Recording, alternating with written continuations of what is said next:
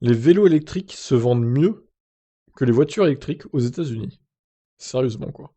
Près de 790 000 vélos électriques ont été vendus aux États-Unis en 2021, soit une augmentation de 70% par rapport à 2020, selon des statistiques compilées par la Light Electric Vehicle Association et relayées par Bloomberg. Ce chiffre est à comparer aux 650 000 voitures électriques ou hybrides rechargeables écoulées dans le même temps. Ce succès est surtout flagrant dans les grandes villes, où le vélo électrique représente une alternative rapide et écologique à la voiture.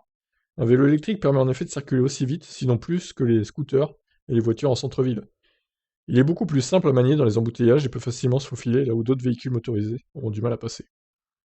Les chiffres de vente explosent un peu partout dans le monde depuis le début de la pandémie de Covid, et la marge de propagation est encore importante aux États-Unis.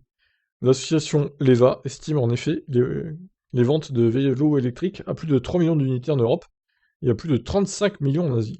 Le vélo électrique connaît un engouement mondial sans précédent. Fin de l'article. Eh bah ok. Bon, alors est-ce que je vous pose la question, possédez-vous un vélo électrique? Ça c'est une bonne question, on n'en parle pas souvent de vélo électrique, mais apparemment ça marche de mieux en mieux. Alors moi j'en ai pas, personnellement. Maintenant bon, je trouve l'idée plutôt bonne, c'est vrai, c'est des petits engins, avec une toute petite batterie et qui peuvent quand même aller assez loin, donc et pour faire du sport, vous n'êtes pas obligé d'utiliser la batterie, hein, vous pouvez faire du vélo normal. Donc moi je trouve que c'est bien comme concept. C'est un peu cher encore, malheureusement, mais si ça se démocratise comme ça, les prix peuvent baisser, clairement. Donc voilà, évidemment les puristes du cyclisme diront: «Non, non, il faut pas de batterie sur un vélo, c'est une honte».